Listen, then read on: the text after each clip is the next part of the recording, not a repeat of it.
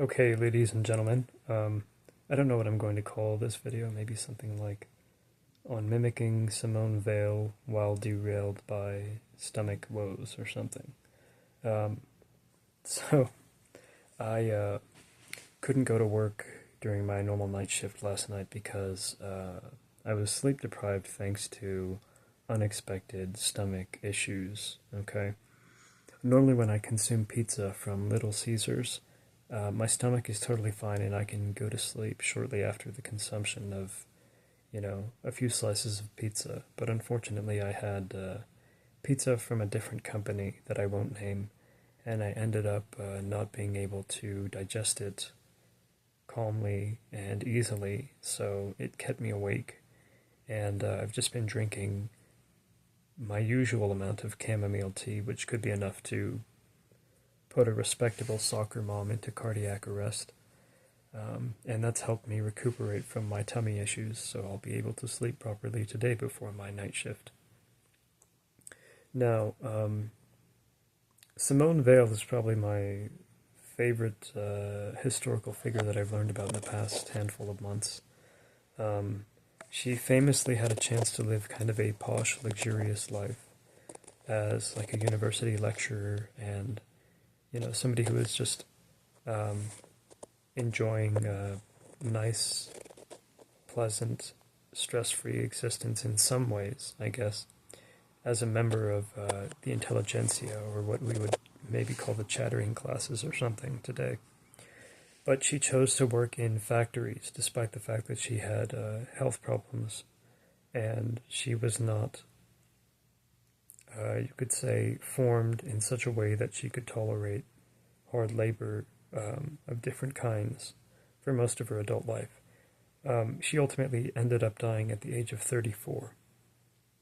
Okay, so I'm 32, and if I play my cards right, I think I'll live to about the age of 70 or so, I hope.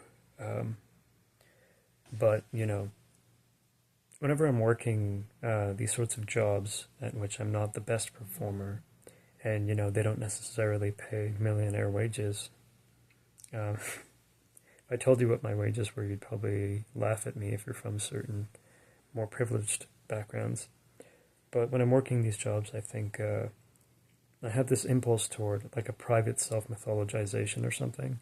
And it's like trying to interpret my existence as part of some great, beautiful destiny, or as though I'm like a piece of a giant unfinished puzzle, and if I don't fit into the right place in like a certain moral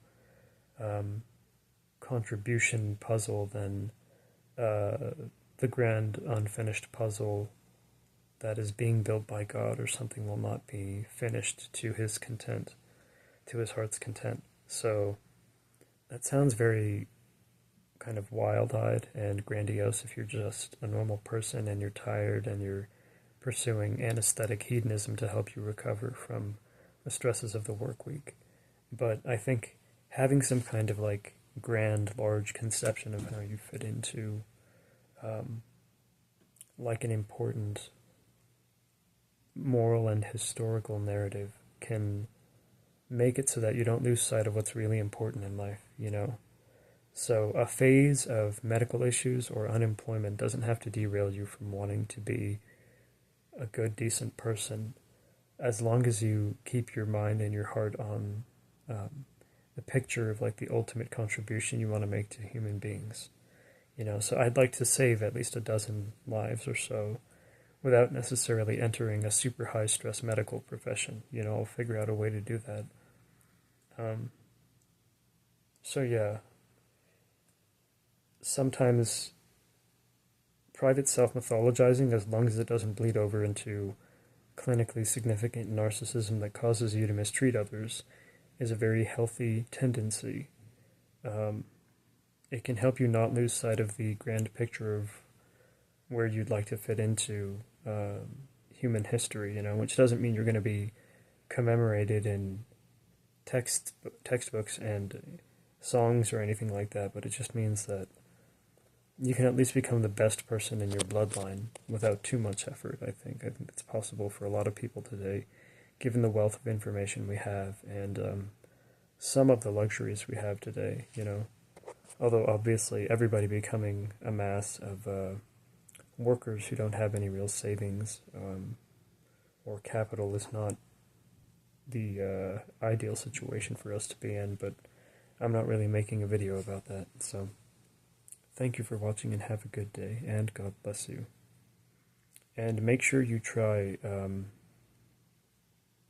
chamomile tea whenever you can, okay? I prefer Bigelow's Cozy Chamomile. I'm not sponsored by them, I'm not sponsored by anyone, but I drink a lot of that stuff. So, yeah. Take it easy, everyone. Be kind to yourselves.